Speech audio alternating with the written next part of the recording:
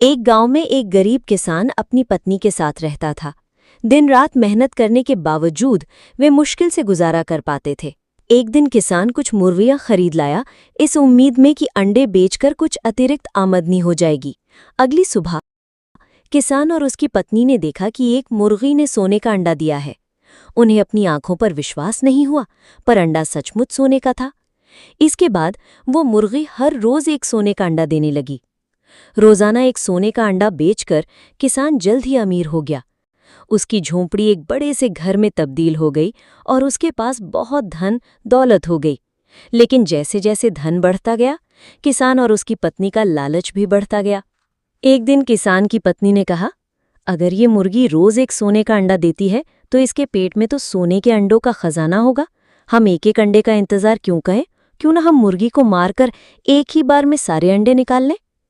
किसान को पत्नी की बात में दम लगा।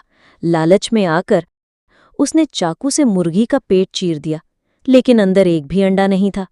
अपनी इस मूर्खता पर किसान और उसकी पत्नी को बहुत पछतावा हुआ, पर अब कुछ नहीं हो सकता था।